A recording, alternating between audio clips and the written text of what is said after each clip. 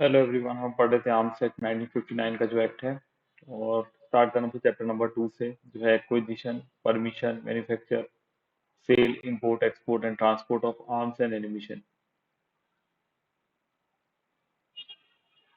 तो ये acquisition, possession वगैरह से रिलेटेड जो भी प्रोविजंस होते हैं उसके बारे में बताता है ये चैप्टर। स्टार्ट होता है सेक्शन नंबर 3 से, जो है licence for acquisition and possession of fire arms and ammunition. तो ये बताता है कि कोई पर्सन यहाँ पे एक्वायर नहीं कर सकता। No person shall acquire have in his position, ना ही वो अपनी पोजीशन में रख सकता है, ना ही कैरी कर सकता है किसी फायर आर्म्स या एम्यूनिशन को, जब तक कि वो यहाँ पे होल्ड नहीं कर लेता इस बिहाफ में एक licence in accordance with the provisions of this act जो होगा, और रूल्स जो भी यहाँ पे बनाए गए हैं उसके अकॉर्डिंग। तो प्रोवाइड दैट में लिखा हुआ है without, provided that a person may without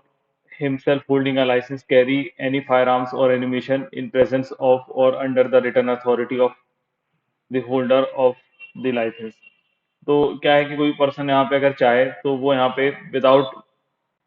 खुद से होल्ड किए लाइसेंस को यहाँ पे कैरी कर सकता है किसी फायर आर्म्स या एम्यूनिशन को, लेकिन कब कर सकता है? जब वो या तो उस पर्सन की प्रेजेंस में है, मतलब जैसे किसी ने अपना बॉडी गार्ड रखा, बॉडी गार्ड के पास पिस्तौल है, तो बॉडी गार्ड जो है उसके पास है, तो बॉडी गार्ड की प्रेजेंस में ही है ना, मतलब बॉडी मतलब आर्म्स वगैरह, आर्म्स या एम्यूनिशन जो है वो बॉडी गार्ड के प्रेजेंस में ही है, मतलब बॉडी गार्ड के पास है, वो पर्सन जिसके पास लाइसेंस है वो इन द प्रेजेंस है। और दूसरा या तो है अंडर रिटर्न अथॉरिटी, मतलब या तो उसकी रिटर्न अथॉरिटी पे लिया है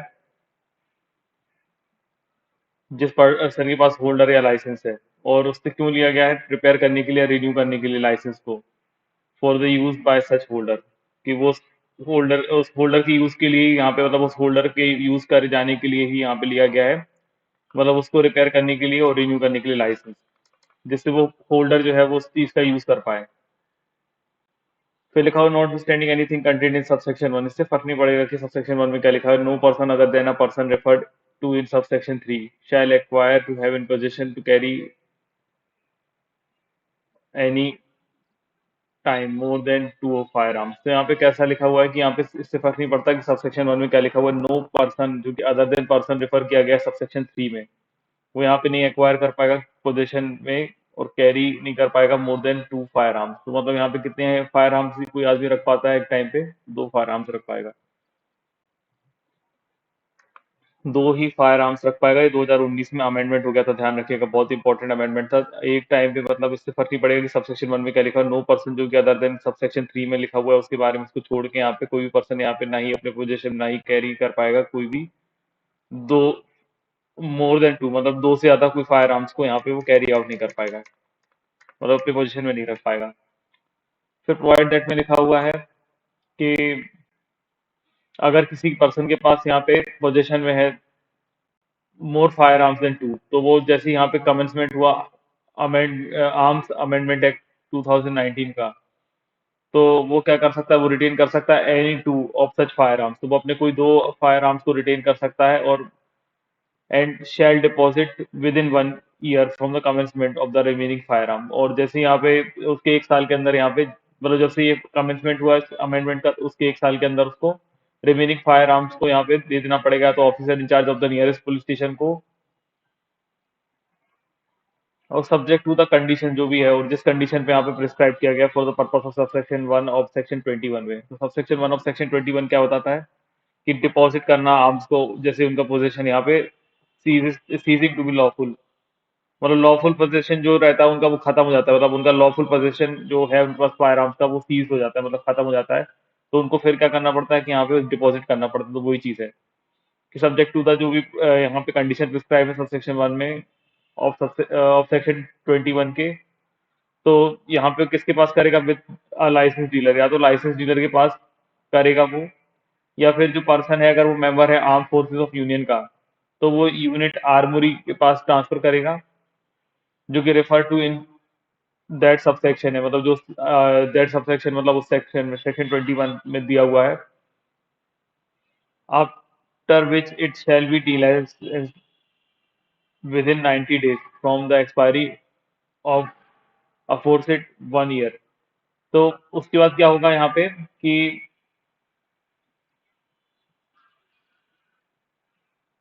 उसको डी लाइसेंस कर दिया जाएगा 90 डेज के अंदर, जब भी यहाँ पे जमा किया गया। तो मतलब जहाँ पे भी उस चीज को जमा कर दिया गया, मतलब जमा किसके पास कर सकता था, या तो लाइसेंस डीलर के पास कर सकता था, या तो फिर अगर वो आर्म फोर्सेस का मेंबर है तो यूनिट आर्मोरी में रखता, मतलब जमा करता, तो उसके बाद उसको डी लाइसेंस किया जाएगा 90 डेज के अंदर, जब भी from the date of expiry of a forced 1 year, जब भी यहाँ पे 1 साल का टाइम पीरियड खत्म होता है उसके बाद। तो प्रोवाइड दैट में लिखा हुआ further that while granting arms license or inheritance or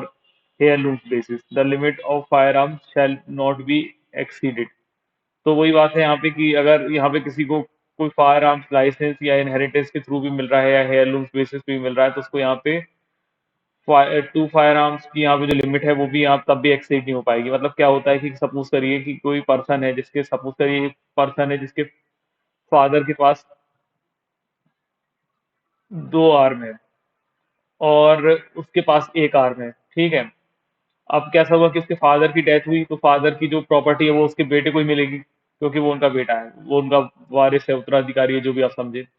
तो क्या हो सकता है कि फिर उसके फादर का, लेकिन वो कोई एक ही आर्म ले पाएगा, ऐसा नहीं कि दोनों आर्म ले लेगा, नहीं तो टोटल में कितने आर्म्स हो जाएंगे, 3 हो जाएंगे, क्योंकि एक उसके पास पहले से और 2 उसके फादर के पास है। तो इस तरीके से ये बात की गई है। फिर लिखा है नथिंग कंटेन इन सबसेक्शन 2। इससे फर्क नहीं पड़ता कि सबसेक्शन 2 में जो लिखा हुआ है वो यहाँ पे किसी भी डीलर के ऊपर अप्लाई नहीं होगा जो कि फायर आर्म्स में डील करता है, और कोई भी मेंबर है यहाँ पे राइफल क्लब या राइफल एसोसिएशन का, जो कि लाइसेंस्ड है और रिकॉग्नाइज्ड है सेंट्रल गवर्नमेंट के द्वारा। और वो जो यूज कर रहा है वो .22 की बोर राइफल को यूज कर रहा है on an air rifle for target practice. तो यहाँ पे कैसा होता है कि कोई भी चीजें जो है सबसेक्शन 2 की वो उसके ऊपर नहीं अप्लाई होंगी जो डीलर इन फायर आर्म्स है और मेंबर है किसी राइफल क्लब या एसोसिएशन का, जो कि लाइसेंस है सेंट्रल गवर्नमेंट के द्वारा, और जो कि .22 का यहाँ पे बोर राइफल यूज कर रहा है,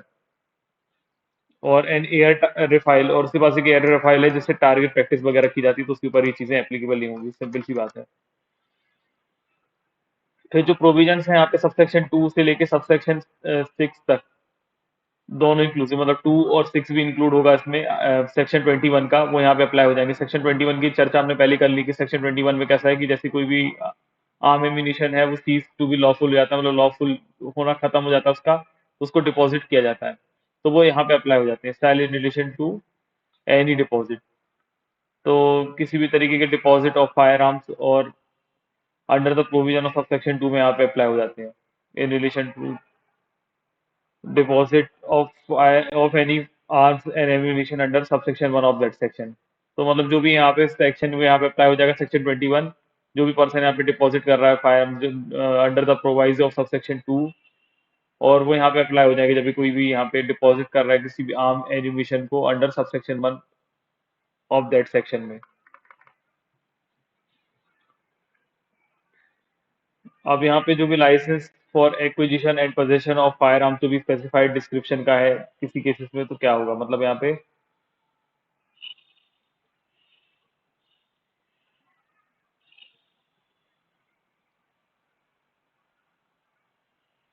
यहाँ पे कैसा है कि licence for acquisition and possession के लिए यहाँ पे फायर आर्म्स को यहाँ पे किसी स्पेसिफाइड डिस्क्रिप्शन के लिए सर्टेन केसेस में यहाँ पे किया जा सकता है, मतलब कंट्रोल किया जा सकता है। तो यहाँ पे क्या होता है कि सेंट्रल गवर्नमेंट जो है अगर उनको ओपिनियन लगता है कि किसी जगह पे सरकमस्टेंसेस प्रिवेल हो रहे हैं किसी एरिया में कि यहाँ पे नेसेसरी है पब्लिक इंटरेस्ट में कि आप यहाँ पे पोजेशन, एक्विजिशन और कैरी ऑफ आर्म्स और अदर फायर आर्म्स का यहाँ पे शुड बी रेगुलेटेड, तो उसको रेगुलेट किया जाएगा। और इसको किस तरीके से, इट बाय नोटिफिकेशन, तो यहाँ पे किस तरीके से रेगुलेट किया जाएगा, नोटिफिकेशन इशू करके ऑफिशियल गैजेट में यहाँ पे किया जाएगा, डायरेक्ट किया जाएगा कि जो सेक्शन है वो अप्लाई होगा किसी एरिया जो कि स्पेसिफाइड है नोटिफिकेशन में, और thereupon no person shall acquire, और वहां पे फिर क्या होगा कि वहां पे कोई पर्सन यहाँ पे एक्वायर नहीं कर पाएगा उसकी पोजीशन में, ना ही कैरी कर पाएगा वो किसी एरिया में कोई भी आर्म को, या फिर किसी क्लास ऑफ और डिस्क्रिप्शन का, एज द केस में भी जो भी स्पेसिफाइड है उस नोटिफिकेशन में। तो कोई पर्सन वहां पे फिर क्या करेगा, एक्वायर नहीं कर पाएगा उसकी पोजीशन में, ना ही कैरी कर पाएगा आर्म्स वगैरह को उस एरिया में, या फिर जो क्लास और डिस्क्रिप्शन के जो भी स्पेसिफाइड है नोटिफिकेशन में, जब तक कि वो यहाँ पे unless he hold in this behalf licence issued in accordance with the provisions of this act, जब तक कि उसको उस एरिया के लिए एक लाइसेंस नहीं मिल जाता इस बिहाफ में इन accordance with the provisions of this act में एंड रूल जो भी बनाए गए हैं इसके अंडर में।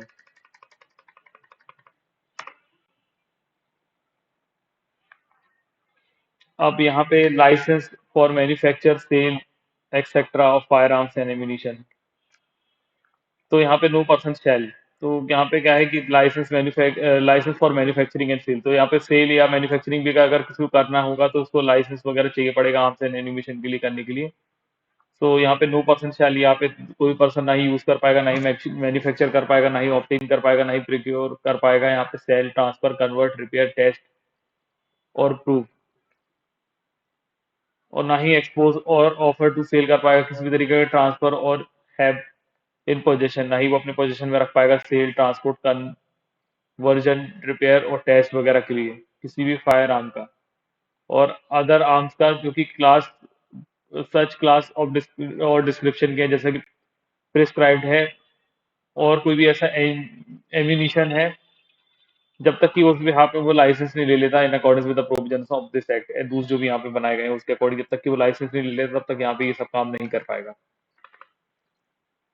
लेकिन लिखा हुआ not standing anything content in subsection one, इससे फर्क नहीं पड़ता सबसेक्शन वन में क्या लिखा हुआ है। अगर कोई भी पर्सन है वो without holding licence in this behalf, अगर वो सेल करना चाहता है, ट्रांसफर करना चाहता है एनी आर्म्स और एम्यूनिशन को जो कि उसने लॉफुली पोजेस किया है, मतलब जो उसके पास लॉफुल पोजेशन में है और वो उसके खुद के प्राइवेट यूज के लिए था और वो किसी अनदर पर्सन को देना चाहता है, तो वो दे सकता है,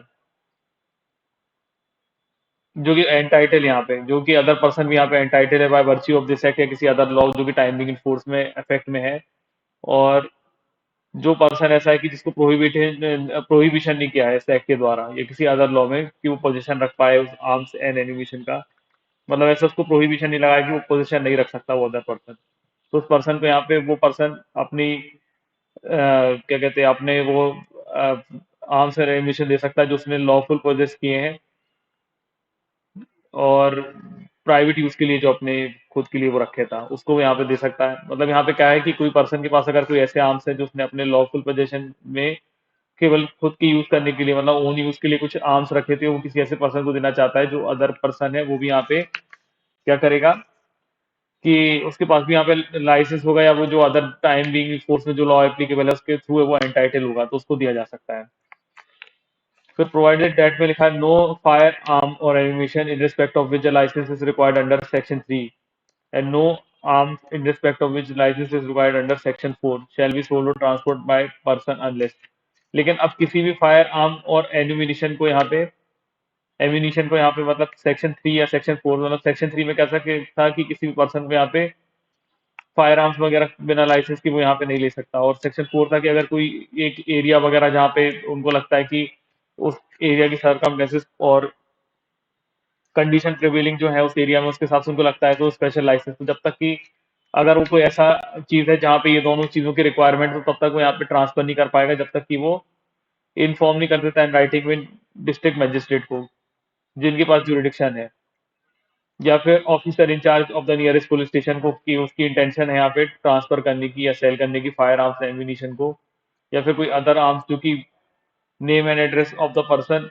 जो मतलब उस पर्सन का फिर नेम एंड एड्रेस बताएगा कि जिस पर्सन को उसकी इंटेंशन है यहाँ पे सेल या ट्रांसफर करने की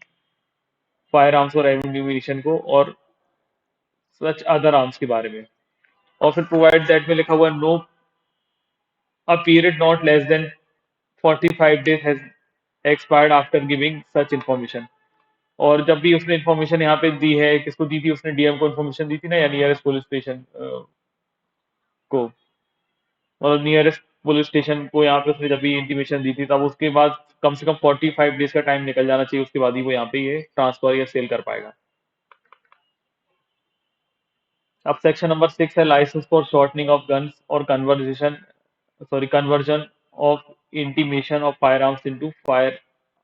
आर्म्स। तो मतलब कैसा होता है कि कोई पर्सन है जो उसकी गन वगैरह का जो नली है यहाँ पे, मतलब जो उसका क्या कहते हैं वो बैरल है उसको शॉर्ट करवाना चाहता है, या फिर कोई ऐसा इमिटेशन ऑफ फायर आर्म्स को किसी दूसरे फायर आर्म्स की तरह दिखाना चाहता है, तो यहाँ पे वो नहीं कर पाएगा। तो यहाँ पे लिखा हुआ नो पर्सन शेल शॉर्टन, मतलब सबसे पहले तो अपने गन के बैरल को वो शॉर्टन नहीं कर पाएगा, जो भी मतलब फायर आर्म्स के पास है। ना ही वो कन्वर्ट कर पाएगा इमिटेशन जो कि फायर आर्म्स का है किसी और फायर आर्म्स में। और ना ही वो कन्वर्ट कर पाएगा किसी एक कैटेगरी के फायर आर्म्स को, जो कि मेंशन्ड है अंडर आर्म्स रूल 2006 को, किसी अदर कैटेगरी के फायर आर्म्स में। Unless he holds in this behalf a license issued in accordance with the provisions of this act and rules will thereafter, जब तक कि यहाँ पे वो लाइसेंस उसके पास ना हो ये सब करने का इस behalf में, या फिर मतलब जो लाइसेंस उसको इशू हुआ हो इन accordance with the provisions of this act और रूल्स जो भी यहाँ पे बनाए जाते हैं उसके अंदर, तब तक वो ये ऐसा काम नहीं कर पाएगा। फिर एक्सप्लेनेशन में लिखा हुआ है कि in this section expression imitation fire arms, imitation fire arms का मतलब क्या होगा कि means anything which he has in appearance of being a fire arm. तो कोई ऐसी चीज जो देखने में लगती है कि एक तरीके का फायर आर्म है, उसको यहाँ पे इमिटेशन फायर आर्म बोला गया है। और इससे फर्क नहीं पड़ता कि जो वो है वो डिस्चार्ज करता है किसी भी तरीके का शूट, बुलेट या अदर मिसाइल को या नहीं। मतलब इससे फर्क नहीं पड़ता कि वो कैपेबल है यहाँ पे डिस्चार्ज करने के लिए किसी भी शॉर्ट, बुलेट और अदर मिसाइल या को या नहीं, इससे कुछ फर्क नहीं पड़ेगा। मतलब बस फायर आर्म की तरह वो दिखना चाहिए, वो सफिशिएंट हो जाएगा। फिर सेक्शन नंबर 7 है यहाँ पे प्रोहिबिशन ऑफ एक्विजिशन और इन पोजेशन और manufacture of sale prohibited arms और प्रोहिबिटेड एम्यूनिशन। तो हमने प्रोहिबिटेड आर्म्स और प्रोहिबिटेड एम्यूनिशन के बारे में पढ़ा ही था कि जो प्रोहिबिशन मतलब जिसके ऊपर यहाँ पे रोक लगी होती है कि जो बहुत हार्मफुल या डेंजरस होते हैं, जो जनरल पब्लिक के हाथ में नहीं आना चाहिए। तो यहाँ पे उसी की बात है कि नो पर्सन शैल, तो कोई पर्सन ना ही यहाँ पे एक्वायर कर पाएगा, ना ही अपने पोजीशन में रख पाएगा, ना ही कैरी कर पाएगा, और ना ही यूज कर पाएगा, मैन्युफैक्चर कर पाएगा, सेल कर पाएगा यहाँ पे,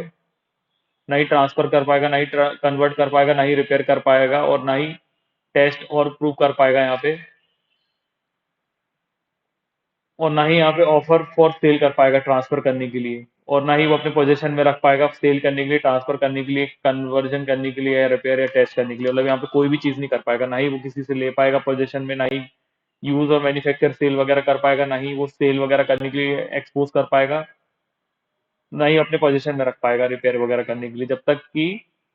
मतलब किसी प्रोहिबिटेड आर्म या प्रोहिबिटेड एम्यूनिशन को, जब तक कि वो यहाँ पे क्या करता है कि जब तक कि he has been specially authorised by the central government in this behalf, जब तक उसको सेंट्रल गवर्नमेंट इस बिहाफ में ऑथराइज नहीं करती थी तब तक वो ऐसा काम नहीं कर पाएगा।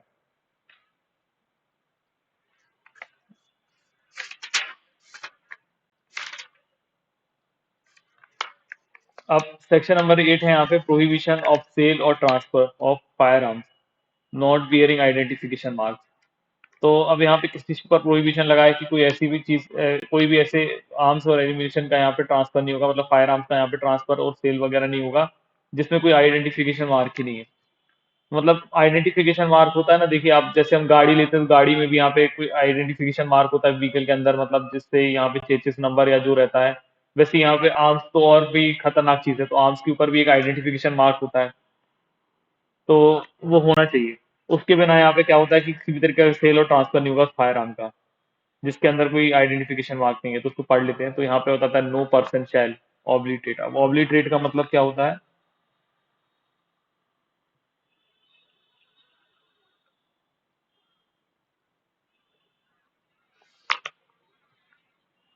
ऑब्लिटरेट का मीनिंग मैं अभी लिख नहीं पाया, लेकिन ऑब्लिटरेट का मतलब यहाँ पे आप ये समझ सकते हैं कि छेड़छाड़, मतलब शैल ऑब्लिटरेट, ना ही मतलब यहाँ पे कुछ छेड़छाड़ करेगा, ना ही यहाँ पे उसमें कुछ रिमूव करेगा, ना ही कुछ एल्टर करेगा, मतलब यहाँ पे कुछ सुधार या चेंज करेगा, मतलब ना ही वो फॉर्ज करेगा किसी भी नाम, नंबर और अदर आइडेंटिफिकेशन मार्क, स्टैम्प जो भी है, और अदरवाइज जो भी शोन किया गया है फायर आर्म्स और एम्यूनिशन का। और यहाँ पे मतलब सबसे पहले कैसा है कि किसी पर्सन को यहाँ पे पूरी तरीके से रोक दिया गया है कि वो यहाँ पे ना ही ऑब्लिटरेट करेगा, ना ही रिमूव, ना ही अल्टर, ना ही फॉर्ज करेगा जो भी नेम, नंबर और आइडेंटिफिकेशन मार्क वगैरह उस फायर आर्म और एनिमेशन में रहता है। फिर दूसरा, ना ही वो पर्सन यहाँ पे सेल और ट्रांसफर करेगा किसी ऐसे फायर आर्म को जिसमें यहाँ पे कोई भी डज नॉट बियर, मतलब जिसके ऊपर कोई भी यहाँ पे नेम और नेम ऑफ द मेकर नहीं है, ना ही मैन्युफैक्चर का नंबर है, ना ही कोई अदर आइडेंटिफिकेशन मार्क उसके ऊपर है, और जो अदरवाइज यहाँ पे शोन हो। ऐसा मैनर जो कि अप्रूव किया गया है सेंट्रल गवर्नमेंट के द्वारा, तो ये सब चीजें वो नहीं कर पाएगा। और सबसेक्शन 3 है कि when ever any person in his possession any fire arm, किसी भी पर्सन के पास अगर उसके पोजीशन में कोई फायर आर्म मिला जिसमें यहाँ पे कोई भी नेम, नंबर या अदर आइडेंटिफिकेशन मार्क नहीं है, on which such name, number और identification has mark has been obliterated, या फिर कोई नेम, नंबर और आइडेंटिफिकेशन मार्क था जो ऑब्लिटरेटेड है या रिमूव्ड है या अल्टर्ड है या फॉल्स है, तो यहाँ पे ये प्रिज्यूम कर लिया जाएगा, शैल प्रिज्यूम लिखा हुआ है, तो यहाँ पे प्रिज्यूम करके चला जाएगा। और कोर्ट की पर मतलब कोर्ट ये बाउंड होगी प्रिज्यूम करने के लिए, मतलब शैल लिखा हुआ है ना, जब तक कि कॉन्ट्रेरी प्रूव नहीं कर दिया जाता कि उसने ही यहाँ पे ऑब्लिटरेट किया होगा, रिमूव किया होगा, अल्टर किया होगा या फॉल्स किया होगा नेम, नंबर या अदर आइडेंटिफिकेशन मार्क। तो मतलब जब भी किसी के पास कोई ऐसा ही चीज मिली, कोई ऐसा फायर आर्म मिला जिसमें कोई भी तरीके का आइडेंटिफिकेशन मार्क नहीं है, तो कोर्ट ये प्रिज्यूम करके चलेगी, शैल प्रिज्यूम रहेगा, मतलब जब तक कि वो पर्सन खुद कॉन्ट्रेरी प्रूव नहीं कर देता कि इसी पर्सन ने यहाँ पे ये रिमूव, ऑब्लिटरेट और अल्टर वगैरह ये सब किया है उस आइडेंटिफिकेशन मार्क का। So provided that in relation to a person who is in possession at the commencement of this act any firearm without such name, number or other identification mark, stamp or otherwise shown therein। अब अगर कोई person है जिसके पास यहाँ पे किसी position में था इस एक्ट के कमेंसमेंट होने के पहले, मतलब कमेंसमेंट होने के टाइम पे अगर किसी पर्सन के पास कोई ऐसा आर्म था जिसमें जो विदाउट नंबर, विदाउट नेम वगैरह था, विदाउट आइडेंटिफिकेशन मार्क था, जो भी अदरवाइज शो कर सके सबसेक्शन 1 में, मतलब प्रोविजन ऑफ सबसेक्शन में, तो वो क्या है, shall not take effect until the expiration of 1 year from such commencement. तो जब भी ये एक्ट आया उसके ये चीज जो होगी उससे 1 साल तक ये चीजें एप्लीकेबल नहीं होगी, मतलब ये एक्ट आने के बाद उसको 1 साल का टाइम दिया जाएगा। मतलब हो सकता है ना किसी पर्सन के पास बहुत ही पुराना आर्म हो या मतलब फायर आर्म वगैरह हो, और वो उस चीज का जब उस टाइम पे उसने लिया होगा तब वो ये सब चीजें नंबर वगैरह नहीं हो, या उसकी नंबरिंग बहुत पुरानी होने के कारण कुछ खराब हो गई हो, तो उसको 1 साल तक का टाइम दिया जाएगा। 1 साल के बाद ही ये कमेंसमेंट होने के बाद ये इफेक्ट में आएगा, ये वाला जो प्रोवाइजो है, मतलब ये वाला जो सेक्शन है। अब सेक्शन नंबर 9 है यहाँ पे, prohibition of acquisition of possession by और सेल और transfer to young person and certain other person of fire arms etcetera. तो यहाँ पे क्या है कि प्रोहिबिशन लगाई हुई है कि जो एक्विजिशन और पोजेशन होता है या फिर सेल की जाती है, ट्रांसफर किया जाता है, वो किसी यंग पर्सन को नहीं किया जाएगा या कोई सर्टेन अदर पर्सन को नहीं किया जाएगा। तो लिखा हो not standing anything contain anything in the foregoing provisions of this section. इससे फर्क नहीं पड़ता कि कुछ फोरगोइंग प्रोविजंस पे क्या लिखा हुआ है। उसके बाद यहाँ पे लिखा है नो पर्सन, तो यहाँ पे कोई पर्सन नहीं, यहाँ पे जो जिसने यहाँ पे 21 ईयर्स की एज कंप्लीट ना की हो, उस पर्सन को सबसे पहले यहाँ पे नहीं मिलेगा, ना ही ट्रांसफर, ना ही सेल के थ्रू वगैरह कोई भी। और या फिर जिसको यहाँ पे सेंटेंस हुआ हो on conviction of any offence, जो उसको यहाँ पे इन्वॉल्व होता है वायलेंस या फिर मॉरल टर्पिट्यूड। तो यहाँ पे अगर किसी पर्सन को किसी ऐसे ऑफेंस के लिए कन्विक्शन हुई है जिसमें कोई सी वायलेंस या मॉरल टर्पिट्यूड का इन्वॉल्वमेंट था, तो जितने टाइम पीरियड के लिए उसको इम्प्रिजनमेंट दिया है उससे 5 ईयर तक, any time during period of 5 years after the expiration of sentence. तो मतलब जितनी साल की उसको सजा दी गई थी उसके बाद जो उस सजा के कंप्लीट हो जाने के 5 साल तक उसको यहाँ पे कोई भी लाइसेंस ओ सॉरी कोई भी फायर एनिमिनेशन वगैरह ना ही ट्रांसफर और ना ही सेल के थ्रू दिया जाएगा, मतलब किसी भी तरीके का कोई भी उसके पास ये फायर आर्म्स वगैरह नहीं दिया जाएगा, उसको नहीं दिया जाएगा। फिर लिखा है कि जिसको यहाँ पे ऑर्डर कर दिया हो यहाँ पे एग्जीक्यूट करने के लिए चैप्टर नंबर 8 ऑफ सीआरपीसी में, कि वो यहाँ पे बॉन्ड देगा for keeping peace and good behaviour. तो जिस टाइम पीरियड के लिए उसका बॉन्ड जो है वो यहाँ पे एप्लीकेबल होगा, मतलब at any time during the term of the bond, तो जितने टाइम पीरियड के लिए उसका बॉन्ड जो रहेगा उस पीरियड में वो यहाँ पे नहीं कर पाएगा एक्वायर वगैरह अपने पोजेशन में किसी फायर आर्म और एमिनिशन को। फिर लिखा हुआ no person shall transfer sale any firearm और ammunition or to convert, repair, test, or prove any firearm, ammunition, or other person whom he has reason to believe। तो ना ही कोई पर्सन ऐसी किसी पर्सन को यहाँ पे सेल कर पाएगा, ना ही ट्रांसफर कर पाएगा फायर आर्म और एनिमिशन को, जब तक कि वो यहाँ पे ना ही कन्वर्ट वगैरह करेगा, रिपेयर करेगा, टेस्ट करेगा, प्रूव करेगा किसी अदर पर्सन के लिए जिसको जिसके खिलाफ उसको एक रीजन टू बिलीव है कि इसको प्रोहिबिट किया गया है क्लॉज ए में एक्वायर करने से और पोजेशन में रखने से फायर आर्म और एनिमिशन को या फिर वो जो पर्सन है वो अनसाउंड माइंड का है at the time of sale और ट्रांसफर या कन्वर्जन और रिपेयर वगैरह करते टाइम, टेस्ट और प्रूव करते टाइम। फिर लिखा हुआ not standing anything in the subsection one, इससे फर्क नहीं पड़ेगा कि subsection one of clause A of subsection one में क्या लिखा हुआ है। जो भी पर्सन है अगर वो यहाँ पे who has attend the prescribed age limit, तो यहाँ पे जो हमने सबसेक्शन वन के क्लॉज ए के सब क्लॉज वन में क्या देखा था कि कोई भी जो पर्सन है वो 21 ईयर्स का होना चाहिए। तो यहाँ पे इसमें जो कुछ भी लिखा होगा फर्क नहीं पड़ेगा, अगर पर्सन ने यहाँ पे प्रिस्क्राइब डेट लिमिट को क्या कर लिया, अटेन कर लिया है, तो वो यहाँ पे यूज कर सकता है प्रिस्क्राइब कंडीशंस पे उस फायर आर्म को, जैसा कि प्रिस्क्राइब्ड होगा in the course of his training, उसकी ट्रेनिंग के दौरान, मतलब जो भी होगा जो कि प्रिस्क्राइब किया जाएगा in the course of his training in the use of such fire arm, जो उस फायर आर्म की यूज के लिए जब किया जाएगा।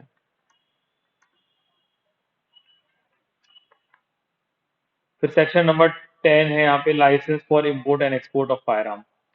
तो इंपोर्ट और एक्सपोर्ट आपको पता ही होगा, आपने बहुत सारे एक्ट में पढ़ लिया। इंपोर्ट और एक्सपोर्ट, इंपोर्ट मतलब होता है कि कहीं से कुछ भी इंडिया में लाना, मंगाना, या फिर एक्सपोर्ट होता है इंडिया के बाहर कुछ चीज भेजना, कहीं भी कुछ भेजना। तो ये इंपोर्ट और एक्सपोर्ट के लिए भी लाइसेंस चाहिए पड़ेगा। तो यहाँ पे लिखा हुआ है कि no person shall bring into, तो कोई पर्सन ना ही यहाँ पे ब्रिंग करेगा ना ही टेक आउट ऑफ करेगा, मतलब ना ही इंडिया में ले के आएगा ना ही इंडिया से ले जाएगा बाय सी, एयर और लैंड के थ्रू किसी भी आर्म और एम्यूनिशन को, जब तक कि वो यहाँ पे एक लाइसेंस को होल्ड नहीं करता हो जो कि इशू किया हो इन accordance with the provisions of this act, और रूल्स जो भी बनाए जाते हैं उसके अंडर में। फिर प्रोवाइड दैट में लिखा हुआ है person who is entitle by virtue of this act, अगर कोई पर्सन यहाँ पे इस एक्ट की वर्च्यू में एंटाइटल है और किसी अदर लॉ जो कि टाइम बिंग फोर्स में है और वो यहाँ पे प्रोहिबिट नहीं हुआ है, मतलब वो प्रोहिबिटेड नहीं है, या तो इस एक्ट के मतलब ना ही इस एक्ट में ना ही किसी अदर लॉ में जो है, जो मतलब अभी एप्लीकेबल है, तो वो अपने इन पोजीशन में रख सकता है किसी आर्म एम्यूनिशन को में without licence in this behalf bring into, तो वो यहाँ पे कर सकता है, यहाँ पे वो बिना लाइसेंस के, मतलब कोई भी पर्सन है जो इस एक्ट के वर्च्यू में या किसी अदर लॉ में जो है वो यहाँ पे प्रोहिबिटेड नहीं है और वो किसी अदर लॉ के थ्रू वो यहाँ पे विदाउट लाइसेंस वगैरह यहाँ पे ला सकता है, तो उसके ऊपर ये चीजें एप्लीकेबल नहीं होंगी। मतलब वो विदाउट लाइसेंस ला सकता है और या तो ले जा सकता है सच आर्म्स और एम्यूनिशन को रीजनेबल क्वांटिटीज में प्राइवेट यूज के लिए, खुद के प्राइवेट यूज के लिए। तो मतलब कोई भी पर्सन है जिसको किसी अदर लॉ में या इस लॉ में जो प्रोहिबिटेड नहीं है और वो किसी अदर लॉ के अकॉर्डिंग वो यहाँ पे विदाउट लाइसेंस इस चीज को कर सकता है, तो वो कर पाएगा अगर वो केवल रीजनेबल क्वांटिटीज में कर रहा है और खुद के ओन यूज के लिए ले जा रहा है, खुद के ओन प्राइवेट यूज के लिए ले जा रहा है, तो कर सकता है। अब बी में लिखा हुआ है कि जो पर्सन है यहाँ पे वो एक बोनाफाइड टूरिस्ट है, मतलब कोई टूरिस्ट हम देखते हैं ना, जैसे कोई ताजमहल देखने आता है, बहुत सारी चीजें यहाँ पे इंडिया में है जो घूमने के लिए आते हैं, तो वो यहाँ पे कर सकते हैं। पर्सन जो है यहाँ पे बोनाफाइड टूरिस्ट हैं और बिलोंग करते हैं किसी ऐसी कंट्री को जो कंट्री को यहाँ पे नोटिफिकेशन इशू करके सेंट्रल गवर्नमेंट ने यहाँ पे स्पेसिफाई किया है, तो वो पर्सन यहाँ पे जो प्रोहिबिटेड नहीं है लॉज ऑफ दैट कंट्री, उस कंट्री के लॉ में वो प्रोहिबिट नहीं है for from having in this position arms और एम्यूनिशन, तो उस कंट्री के लॉ में भी वो यहाँ पे आर्म्स और एम्यूनिशन वगैरह रखने के लिए प्रोहिबिटेड नहीं है, मतलब तो वो यहाँ पे बिना लाइसेंस के इस सेक्शन के, तो वो यहाँ पे कर सकते हैं, वो may without a licence under this section यहाँ पे but in accordance with the condition as may prescribe, लेकिन वो जो जो कंडीशन यहाँ पे प्रिस्क्राइब की गई हैं उसके अकॉर्डिंग वो ब्रिंग कर सकते हैं इनटू इंडिया, मतलब वो इंडिया में ला सकते हैं आर्म्स एंड एम्यूनिशन, लेकिन वो इन रीजनेबल क्वांटिटीज में लाएंगे और फॉर यूज बाय हिम, और वो खुद की यूज के लिए लाएंगे फॉर द पर्पस ओनली, और उनका क्या पर्पस होना चाहिए, केवल उनका पर्पस यहाँ पे स्पोर्ट्स होगा एंड नो अदर पर्पस, और कोई अदर पर्पस नहीं होगा। मतलब वो पर्सन यहाँ पे ला तो सकते हैं लेकिन यहाँ पे रीजनेबल क्वांटिटीज में ला सकते हैं और खुद की यूज के लिए ला सकते हैं और केवल स्पोर्ट उनका पर्पस होना चाहिए लाने का। फिर एक्सप्लेनेशन में लिखा है for the purpose of clause B, clause B में जो यहाँ पे प्रोवाइजर में टूरिस्ट दिया, तो टूरिस्ट का मतलब क्या होगा, तो टूरिस्ट का मतलब होगा कि जो पर्सन यहाँ पे सिटीजन नहीं है इंडिया का और जो यहाँ पे 6 महीने से ज्यादा पीरियड के लिए विजिट नहीं कर रहा है इंडिया को, और उसका कोई अदर ऑब्जेक्ट नहीं है, केवल रिक्रिएशन, मतलब यहाँ पे होता है एंटरटेनमेंट, एंटरटेनमेंट या साइट सीइंग मतलब केवल टूरिस्ट के पर्पस के लिए वो आ रहा है, और पार्टिसिपेशन कर रहा है केवल रिप्रेजेंटेटिव कैपेसिटी में, किसी भी मीटिंग में जो भी कन्वेंट की गई है सेंट्रल गवर्नमेंट के द्वारा या फिर इंटरनेशनल कॉन्फ्रेंसेस के द्वारा या फिर एसोसिएशन ऑफ अदर बॉडीज के थ्रू। तो मतलब कैसा है कि ऐसे कोई भी आपने देखा होगा डिप्लोमेट्स वगैरह आते हैं, ऐसे कोई अमेरिका के प्रेसिडेंट हमारे यहाँ पे आएंगे या कोई भी देश के प्रेसिडेंट या मिनिस्टर्स आएंगे, तो उनके साथ उनके सिक्योरिटी गार्ड वगैरह आएंगे, तो वो यहाँ पे ला सकते हैं। तो मतलब अगर उनका पर्पस क्या हुआ, केवल यहाँ पे घूमने के लिए आए होंगे, मैं एंटरटेनमेंट के लिए, यहाँ पे केवल टूरिज्म पर्पस के लिए आए होंगे, या फिर वो पार्टिसिपेशन करने आए होंगे रिप्रेजेंटेटिव कैपेसिटी में। तो रिप्रेजेंटेटिव कैपेसिटी का एग्जांपल मैंने ये दिया कि कोई डिप्लोमेट वगैरह आएंगे मीटिंग वगैरह में जो भी है सेंट्रल गवर्नमेंट के द्वारा हो रही है या फिर इंटरनेशनल कॉन्फ्रेंसेस हो रहे हैं एसोसिएशन या अदर बॉडीज वगैरह का, तो उनमें वो आ सकते हैं। फिर लिखा हुआ notwithstanding content in the proviso of to subsection one, इससे फर्क नहीं पड़ता कि प्रोवाइजो में क्या लिखा हुआ है सबसेक्शन वन के, जब भी यहाँ पे कमिश्नर ऑफ कस्टम्स या फिर कोई अदर ऑफिसर जो भी एम्पावर्ड है सेंट्रल गवर्नमेंट के द्वारा इस बिहाफ में, अगर उनको कोई भी डाउट लगता है कि ये जो एप्लीकेबिलिटी है क्लॉज ए और क्लॉज बी की, या फिर प्रोवाइजो भी है जो वो किसी पर्सन के ऊपर होगी जो कि यहाँ पे क्लेम कर रहा है कि उस पर्सन के ऊपर वो एप्लीकेबल तो है, मतलब वो पर्सन तो बोल रहा है एप्लीकेबल है, लेकिन यहाँ पे सी कस्टम्स वगैरह है जो ऑफिसर एम्पावर्ड है उनको लग रहा है कि नहीं ये पर्सन के ऊपर वो चीज़ एप्लीकेबल नहीं होती, और उनको या तो फिर उनको reasonable less of the quantities की ये इतनी क्वांटिटीज में फायर आर्म्स और एम्यूनिशन को पोजीशन में रख सकते हैं या नहीं रख सकते, जो पर्सन रेफर किए गए हैं उस क्लॉज में,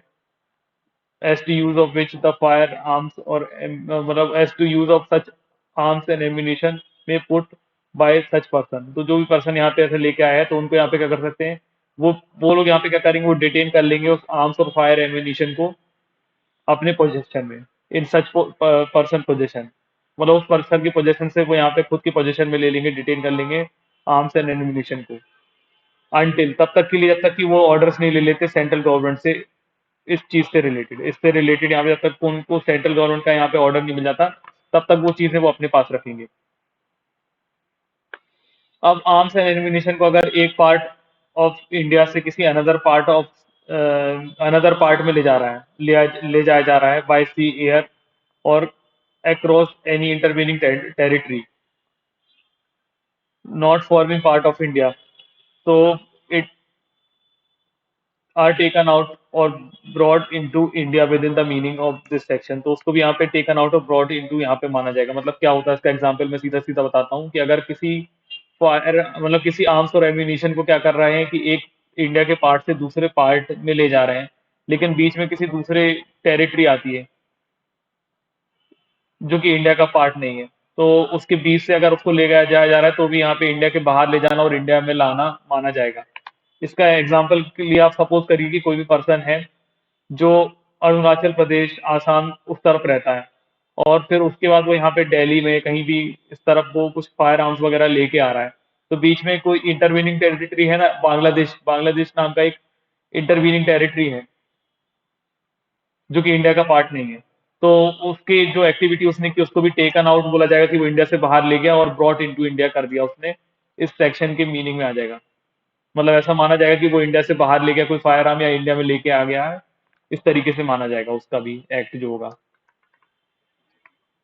अब सेक्शन नंबर 11 है power to prohibit import export of fire arms etcetera. तो अब यहाँ पे कैसा है कि किसी भी तरीके से इंपोर्ट और एक्सपोर्ट ऑफ फायर आर्म वगैरह को भी नहीं किया जाएगा अगर यहाँ पे प्रोहिबिट कर दिया है। मतलब सेक्शन 10 में क्या था कि यहाँ पे लाइसेंस चाहिए था इंपोर्ट और एक्सपोर्ट करने के लिए फायर आर्म एक्सेट्रा वगैरह को। अब यहाँ पे सेक्शन 11 बताता है कि यहाँ पे पावर है यहाँ पे कि वो प्रोहिबिट कर सकते हैं इंपोर्ट एक्सपोर्ट वगैरह फायर आर्म्स एक्सेट्रा का, तो यहाँ पे जो सेंट्रल गवर्नमेंट है वो नोटिफिकेशन इशू करके ऑफिशियल गैजेट में वो प्रोहिबिट कर सकते हैं ब्रिंग इनटू और टेकिंग आउट ऑफ इंडिया, मतलब इंडिया में लाना या इंडिया से ले जाना किसी फायर आर्म एम्यूनिशन को, और such class end of such class and description, मतलब किसी क्लास या किसी डिस्क्रिप्शन का भी हो सकता है, जैसे कि उनको लगता है कि नहीं AK-47 वाली जो जितनी भी गन है उनको नहीं ले आना चाहिए, या तो वो एक क्लास या डिस्क्रिप्शन हो गया ना, जैसा कि स्पेसिफाई किया गया होगा उस नोटिफिकेशन में उसके अकॉर्डिंग। तो यहाँ पे अगर सेंट्रल गवर्नमेंट चाहे, सिंपल सी बात है, तो वो नोटिफिकेशन इशू करके ऑफिशियल गैजेट में किसी भी चीज का इंपोर्ट और एक्सपोर्ट प्रोहिबिट कर सकती है। या तो पूरे इंडिया में, नहीं मतलब या तो किसी क्लास या किसी डिस्क्रिप्शन के लिए, कि ऐसा ऐसा नहीं कर सकते, तो फिर नहीं किया जाएगा, मतलब फिर उसका इंपोर्ट और एक्सपोर्ट नहीं होगा जिस क्लास और डिस्क्रिप्शन को उन्होंने बता दिया। अब सेक्शन नंबर 12 है पावर टू रिस्ट्रिक्ट और प्रोहिबिट ट्रांसपोर्ट ऑफ आर्म्स। तो ऊपर इंपोर्ट और एक्सपोर्ट मतलब लाना और ले जाना मना कर रहे थे, मतलब कि किसी भी चीज को यहाँ पे इंडिया में लेके आना, किसी भी चीज को इंडिया से बाहर लेके जाना। अब क्या होता है कि यहाँ पे पावर टू रिस्ट्रिक्ट और प्रोहिबिट ट्रांसपोर्ट है। ट्रांसपोर्ट मतलब क्या ऐसा होता है कि एक जगह से दूसरी जगह ले जाना, मतलब कहीं से लाना ले जाना नहीं, लेकिन यहाँ पे एक जगह से उसको हिलाना, मतलब एक जगह से ही उसको जगह चेंज नहीं कर सकते। ट्रांसपोर्ट मतलब होता है कहीं से कुछ भी चीजें ले नहीं जा सकते। मतलब यहाँ पे इंपोर्ट और एक्सपोर्ट के बारे में बात हो रहा था, तो ये इंडिया में था कि इंडिया से बाहर नहीं ले जा सकते, इंडिया के बाहर से ला नहीं सकते। अब कैसा था कि यहाँ पे किसी जगह पे इंडिया में ही, लेकिन यहाँ पे इंडिया के एक जगह पे आदान प्रदान नहीं कर पाएंगे, इस तरीके की बात हो रही है। तो यहाँ पे भी क्या होगा कि सेंट्रल गवर्नमेंट जो है वो यहाँ पे नोटिफिकेशन इशू करके ऑफिशियल गैजेट में डायरेक्ट कर सकती है कि no person shall transport over India मतलब इंडिया में कहीं भी, या फिर किसी पार्ट देयर ऑफ, या फिर इंडिया के किसी पार्ट में आर्म्स और एम्यूनिशन को नहीं ले आ सकता, या फिर उस क्लास और डिस्क्रिप्शन के आर्म्स वगैरह को नहीं ले आ सकता जैसा कि स्पेसिफाइड होगा उस नोटिफिकेशन में, जब तक कि he unless he holds in this behalf a licence issued in accordance with the provisions of this act. जब तक कि उस पर्सन के एक लाइसेंस इशू ना कर दिया गया हो इन accordance with the provisions of this act में, या रूल्स जो भी बनाए जाते हैं इसके अंडर में। और वो प्रोहिबिट कर सकते हैं ट्रांसपोर्ट ऑल टुगेदर। मतलब यहाँ पे क्या कर रहे थे कि यहाँ पे ट्रांसपोर्ट ओवर इंडिया या तो किसी पार्ट के लिए कर रहे थे, या फिर वो इस तरीके से पूरी तरीके से ऑल टुगेदर भी कर सकते हैं, मतलब पूरी तरीके से भी एक तरीके से ट्रांसपोर्टेशन बंद कर सकते हैं। फिर आर्म्स और एम्यूनिशन जो ट्रांसशिप्ड हुई है एट सी पोर्ट या फिर एयरपोर्ट इन इंडिया में, उसका भी transported with in the meaning of this section माना जाएगा। मतलब कोई भी आर्म्स एम्यूनिशन को यहाँ पे ट्रांसशिप किया जा रहा है किसी सी पोर्ट में या किसी एयरपोर्ट में, तो उसको भी यहाँ पे transported with in the meaning of this section मान लिया जाएगा। बस इतनी सी बात बताया जा रहा है। तो याद रखिएगा सेक्शन 11 में कैसा है कि सेंट्रल गवर्नमेंट के पास इंपोर्ट और एक्सपोर्ट के प्रोहिबिट करने की पावर है, और सेक्शन 12 में यहाँ पे रिस्ट्रिक्ट करने की पावर है या प्रोहिबिट करने की पावर है ट्रांसपोर्टेशन की। ठीक है। और बस आज हमने सेक्शन 12 तक पढ़ लिया, नेक्स्ट वीडियो में हम सेक्शन चैप्टर नंबर 3 से स्टार्ट करेंगे।